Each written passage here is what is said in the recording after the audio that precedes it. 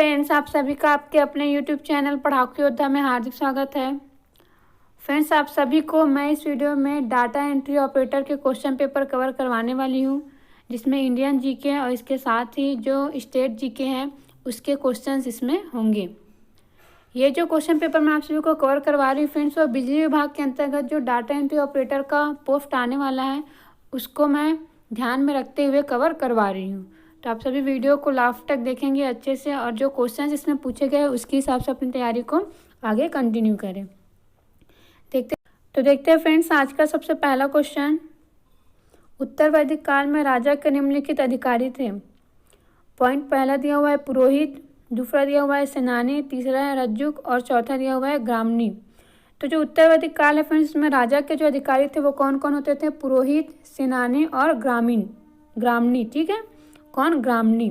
तो option B जो है वो सही आंसर है, पुरोहित, सेनानी और ग्रामणी। ये जो थे वो उत्तर वैदिक काल में राजा के अधिकारी होते थे।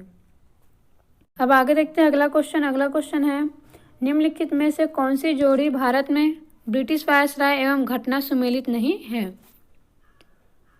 तो इसका आंसर है friends option D, Azad Hind फौज मुकदमा एवं नौसेना विद्रोह। यहाँ पर क्या दिया हुआ है? लॉर्ड माउंटबेटन, है ना। तो ये जो है वो सही नहीं है, आज़ाद हिंद फौज एवं नौसेना विद्रोह करके। बाकी ये जो तृतीय बर्मा युद्ध है वो लॉर्ड डफरिन के टाइम पर ही हुआ था। भारतीय विश्वविद्यालय अधिनियम लॉर्ड कर्जन के टाइम पर ही आया था। राजधानी को कलकत्ता से दिल्ली स्थानांतरण किया गया लॉर्ड हार्डिंग द्वितीय के टाइम पर ही। ठीक है, तो ऑप्शन डी जो है वो सही आंसर है। उसके बाद देखते हैं अगला क्वेश्चन, निम्नलिखित कथन पढ़िए। ऐतिहासिक दांडी यात्रा भारत छोड़ो आंदोलन के लिए एक संकेत था। दूसरा है गांधी ने द्वितीय गोलमेज सम्मेलन में भाग लिया था। तीसरा है संयुक्त राज्य अमेरिका के सैन फ्रांसिस्को में लाला हरदयाल और सोहन सिंह भाखड़ा ने गदर पार्टी की स्थापना की थी।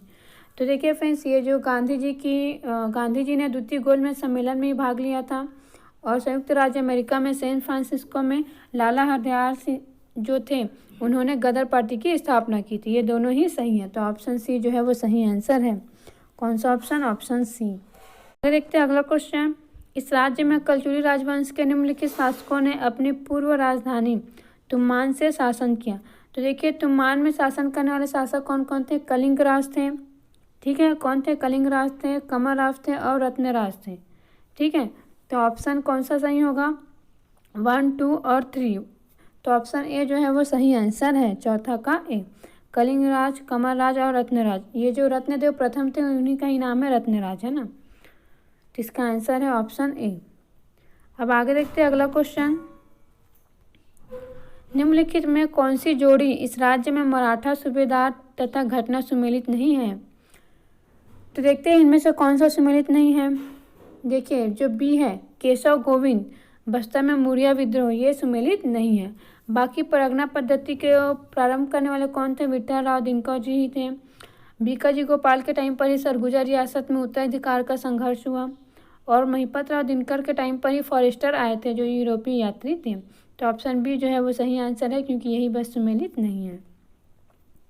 अब आगे देखते हैं अगला क्वेश्चन, निम्नलिखित कथन पढ़िए। तो ऑप्शन पहला दिया हुआ है कंडेल सत्याग्रह इस राज्य की एक प्रमुख घटना थी। ब्रिटिश शासन की जातियों के विरुद्ध महात्मा गांधी ने इस सत्याग्रह का प्रारंभ किया। उसके बाद है इस सत्याग्रह के नेता पंडित सुंदरलाल शर्मा, नारायण राव मेघावाले और छोटेलाल थे। तो देखिए, जो पहला और तीसरा है वो बिल्कुल सही है, और जो दूसरा है वो गलत है। ठीक है, क्या बोली मैं? पहला और जो तीसरा है वो सही है। जो कंडेल सत्याग्रह है वो बहुत ही इम्पोर्टेंट घटना है छत्तीसगढ़ की, और इस सत्याग्रह के नेतृत्वकर्ता भी पंडित सुंदरलाल शर्मा और नारायण राव मेघावाले और बाबू छोटेलाल श्रीवास्तव थे। लेकिन जो गांधी जी जो है ना, वो इससे रिलेटेड नहीं है। गांधी जी को लास्ट में बुलाने के लिए गए थे पंडित सुंदरलाल शर्मा जी, लेकिन उनके आने से पहले ही ये जो कंडेल सत्याग्रह है वो सफल हो चुका था। अब आगे देखते हैं अगला क्वेश्चन, निम्नलिखित शैलियाँ बौद्ध मूर्तिकला से संबंधित है। इनमें से कौन सी शैलियाँ बौद्ध मूर्तिकला से संबंधित है? देखिए, जो गंधार है और जो मथुरा है, आप लोग इसके बारे में पढ़े भी होंगे, है ना। जो भी तैयारी कर रहे हैं उनको इन दोनों के बारे में बिल्कुल पता ही होना चाहिए। गंधार है, मथुरा है और जो अमरावती है, ये जो तीनों हैं वो बौद्ध मूर्तिकला से संबंधित है।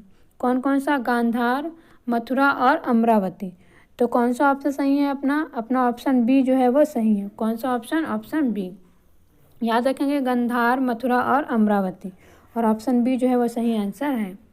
अब आगे देखते हैं अगला क्वेश्चन। निम्नलिखित में से कौन सी जोड़ी प्राचीन भारत की साहित्य कृति और उनके लेखक सुमेलित नहीं है? तो देखते हैं कौन सा सुमेलित नहीं है। यहाँ पर अगर पंचतंत्र देखें फ्रेंड्स है ना, तो ये विष्णु शर्मा जी ने ही लिखा है। गीत गोविंद जो है वो जयदेव जी ने ही लिखा है ना। लेकिन देखिए, ये जो आपका ऑप्शन पहला दिया हुआ है रत्नावली, है ना, ये जो रत्नावली है वो भास ने नहीं लिखा है। तो ऑप्शन ए जो है वो सही आंसर है, क्योंकि कौन सा सुमेलित नहीं है ये हमें बताना था। तो रत्नावली को भास ने नहीं लिखा है, तो ऑप्शन ए जो है वो सही आंसर है। अब आगे देखते हैं अगला क्वेश्चन। निम्नलिखित कथन पढ़िए। देखिए, अधिकतर क्वेश्चन जो पूछे जाते हैं वो स्टेटमेंट वाले ही पूछे जाते हैं। 19वीं शताब्दी में भारत में सांस्कृतिक पुनर्जागरण हुआ, ठीक है। अनेक समाज सुधार आंदोलनों का सूत्रपात हुआ। सांस्कृतिक पुनर्जागरण ने राष्ट्रीय चेतना का मार्ग प्रशस्त किया। तो इसमें से कौन सा ऑप्शन सही है ये हमें बताना है। तो देखिए, ये तीनों ही बिल्कुल सही हैं। 19वीं शताब्दी में ही भारत में सांस्कृतिक पुनर्जागरण हुआ, अनेक समाज सुधार आंदोलनों का सूत्रपात भी हुआ, और सांस्कृतिक पुनर्जागरण ने राष्ट्रीय चेतना का मार्ग भी प्रशस्त किया। तो ऑप्शन ए जो है वो सही आंसर है। अब आगे देखते हैं अगला क्वेश्चन। इस राज्य के प्रसिद्ध स्वतंत्रता संग्राम सेनानी पंडित सुंदरलाल शर्मा की निम्नलिखित साहित्यिक कृतियाँ हैं। मिस इनकी रचना कौन कौन सा ये हमें बताना। देखिए, तो दान लीला भी है, ध्रुव चरित्र भी है और प्रहलाद चरित्र भी है। तो ऑप्शन कौन सा होगा सही? 1, 3 और 2 जो है वो वाला ऑप्शन सही होगा।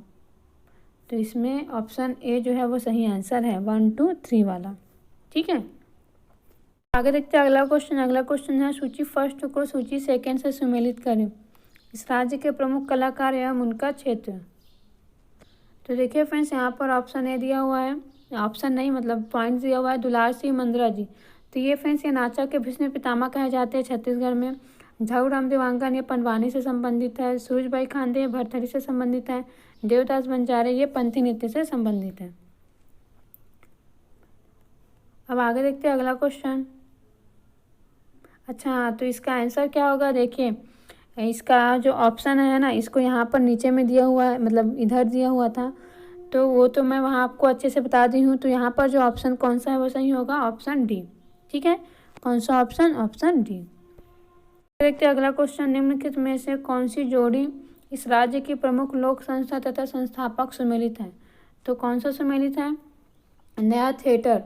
ये जो नया थिएटर है ना, इसके संस्थापक थे स्वर्गीय हबीब तनवीर जी। तो ऑप्शन सी जो है वो सही आंसर है।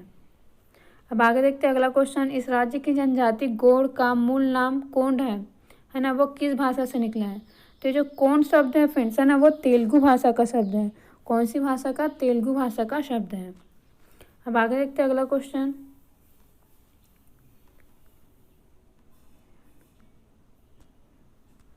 सूची फर्स्ट को सूची सेकंड से सुमेलित करें। इस राज्य की जनजातियां एवं उनके लोक नृत्य। तो देखिए, मुरिया जनजाति का जो नृत्य है, उसके बाद मारिया जनजाति का जो नृत्य है, धुरवा जनजाति का जो नृत्य है, और उराव जनजाति का जो नृत्य है, उसके अकॉर्डिंग हमें इसको क्या करना है? मिलान करना है। तो ऑप्शंस को भी साथ में देखते जाएंगे। तो देखिए, जो मुरिया जो जनजाति है उसका नृत्य है यहाँ पर ककसार, है ना। तो एक के नीचे दूसरा ऑप्शन देखते हैं, तो एक ही ऑप्शन है जिसमें दिया हुआ है, तो ऑप्शन बी जो है इसका सही आंसर है। तो देखिए, कई बार केवल हम एक ही ऑप्शन भी अगर हमें याद है तब भी हमारे क्वेश्चन जो है वो सॉल्व हो जाते हैं। तो इस प्रकार मुरिया का ककसार है, ठीक है, मारिया का गौर है, धुरवा का परब है, और उराव का सरूल नृत्य है। अब आगे देखते हैं अगला क्वेश्चन। निम्नलिखित में से कौन सी जोड़ी इस राज्य के जनजातीय कलाकार एवं उनका क्षेत्र सुमेलित है। तो देखते हैं कौन सा सुमेलित है और कौन सा सुमेलित नहीं है। यहाँ पर ऑप्शंस देखिए फ्रेंड्स, ये जो कलाकार, ये जो जनजाति वाले कलाकार वगैरह वाले क्वेश्चंस आते हैं, है ना, तो कई बार ये करेंट से रिलेटेड भी रहते हैं। करेंट में कोई कार्य किए रहते हैं, है ना, तो वहाँ से इसको पूछ दिया जाता है। तो इसको थोड़ा सा आप करेंट अफेयर्स जब भी पढ़ेंगे, अगर कुछ भी पढ़ रहे हैं तो इसको नोट करके रखेंगे। यहाँ पर फ्रेंड्स जो ऑप्शन सी है, जयदेव बघेल, इनका कार्य है परंपरागत पाषाण शिल्प कला, और ये क्या है, सुमेलित है। यही हमारे क्वेश्चन का आंसर है, जयदेव बघेल परंपरागत पाषाण शिल्प कला। अब आगे देखते हैं अगला क्वेश्चन। भारतीय मानक समय ग्रीनविच माध्य समय से कितना आगे है? तो कितना आगे है? 5.5 घंटा। कितना आगे है? 5.5 घंटा। ठीक है, तो 16 का ऑप्शन ए जो है वो सही आंसर है। अब आगे देखते हैं अगला क्वेश्चन 17 नंबर का। निम्नलिखित में से कौन सी गैस हरितगृह नहीं है? क्या पूछा जा रहा है? कौन सा हरितगृह नहीं है? तो इसमें फ्रेंड्स जो नियॉन है वो हरितगृह गैस नहीं है। बाकी मीथेन, ओजोन और ट्रोपोस्फेरिक नाइट्रस ऑक्साइड ये सब हरितगृह गैस है। अब आगे देखते हैं अगला क्वेश्चन। यहाँ पर कथन करके दिया हुआ है। कथन पहला है, जब सूर्य एवं चंद्रमा एक सीधी रेखा पर होते हैं तो ज्वार आता है। ठीक है। कथन दूसरा दिया हुआ है, 24 घंटे में 2 बार ज्वार आते हैं। और देखते हैं इसका आगे क्या दिया हुआ है। अब देखिए, अब ऑप्शन मिलेगा आपको। कथन पहला और दूसरा दोनों व्यक्तिगत सही है, 1, 2 की सही व्याख्या करता है। ऑप्शन बी दिया हुआ है 1 एवं 2 दोनों कथन व्यक्तिगत सही है। मीन्स आइए ऐसे क्वेश्चंस आते हैं करके मैं आपको थोड़ा सा पढ़ के बता रही हूँ और आप डायरेक्टली मैं इसका आंसर भी आपको बता देती हूँ। देखिए फ्रेंड्स, ये जो 18 नंबर का क्वेश्चन उसका आंसर है ऑप्शन ए। कौन सा है? Option A. दोनों ही कथन व्यक्तिगत सही है और 1 जो है 2 की सही व्याख्या करता है। ज्वार कब आता है? जब चंद्रमा और सूर्य एक सीध पर होते हैं। ठीक है, उच्च ज्वार आता है उस समय, और 24 घंटे में ये 2 बार आते हैं। तो ये दोनों ही सही हैं। देखते हैं फ्रेंड्स अगला क्वेश्चन। निम्नलिखित में से कौन सा इंद्रावती नदी की सहायक नदी नहीं है? तो कौन सा नहीं है फ्रेंड्स? सबरी। ठीक है, नारंगी, नुब्रा और नंदीराज है, केवल सबरी जो है वो इंद्रावती की सहायक नदी नहीं है। देखते हैं अगला क्वेश्चन। अगला क्वेश्चन है, देवघर की पहाड़ी के उत्तर का क्षेत्र है। तो देवघर की पहाड़ी का जो उत्तर का क्षेत्र है फ्रेंड्स वो छत्तीसगढ़ में बहुत अधिक वर्षा वाला क्षेत्र है। कैसा क्षेत्र है?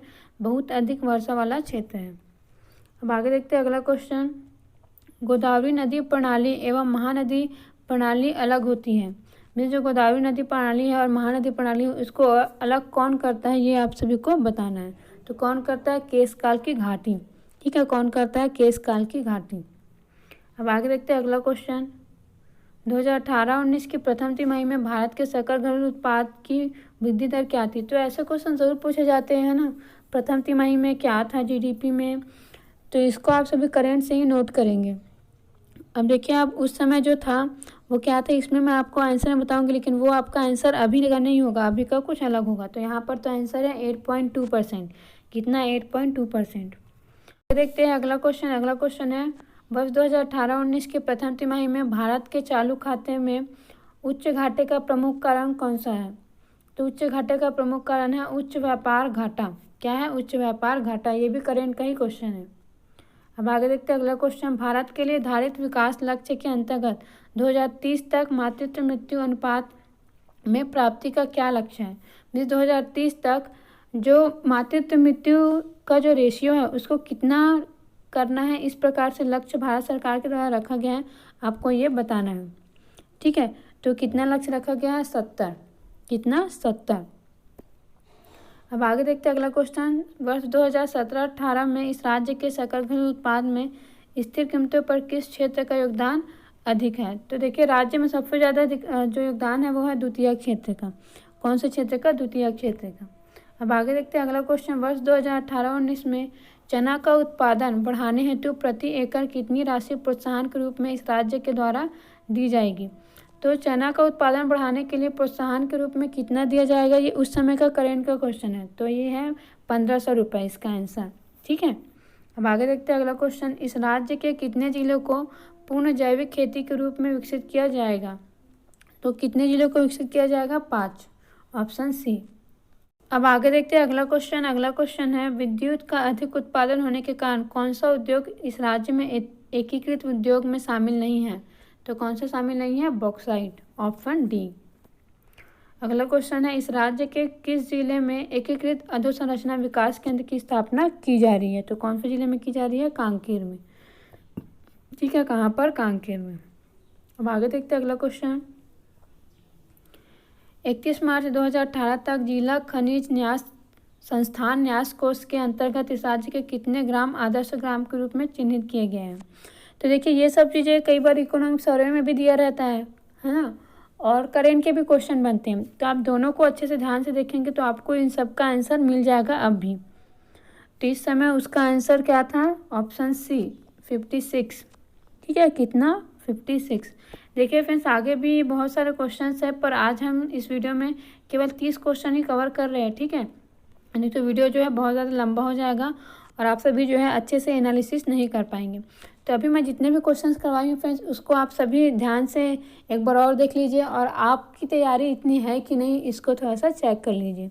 बहुत ही इंपॉर्टेंट है। आप देखिए आगे अब जो वैकेंसीज है वो आते रहेगा, और उसके बाद आप सभी को एग्ज़ाम देने के लिए ज़्यादा समय भी नहीं मिलेगा, इसलिए अपनी तैयारी को अच्छे से करिए, थोड़ा सा भी चूक ना हो। क्योंकि देखिए अभी वैकेंसी आएगा, क्योंकि अब कुछ समय बाद, अब 2.5 साल पूरे हो चुके हैं, लगभग 3 साल, अब 2 साल बाद फिर से नया चुनाव होगा। तो इसलिए गवर्नमेंट जो है अब लगातार वैकेंसी ज़रूर निकालेंगी, इसलिए आपकी तैयारी बहुत ही अच्छी होनी चाहिए। और इसके बाद जैसे चुनाव होगा, फिर जैसे कि अभी हुआ 2.5 साल तक अभी कोई भी एग्ज़ाम लिया ही नहीं है व्यापम के द्वारा, ऐसे ही फिर से होगा। इसलिए अभी जो आप सभी तैयारी करेंगे, और अभी अगर कोई भी एग्ज़ाम आता है उसको निकाल लिए, तो आपको अच्छे से नौकरी मिल जाएगी, नहीं तो आप ऐसे ही बैठे रह जाएंगे। इसलिए अपनी तैयारी को कंप्लीट रखिए, क्वेश्चंस को सॉल्व करिए, और अपने आप पर इतना आत्मविश्वास बनाकर रखिए कि कोई भी एग्ज़ाम आए तो आप उसको क्रैक कर सकें। And thank you friends.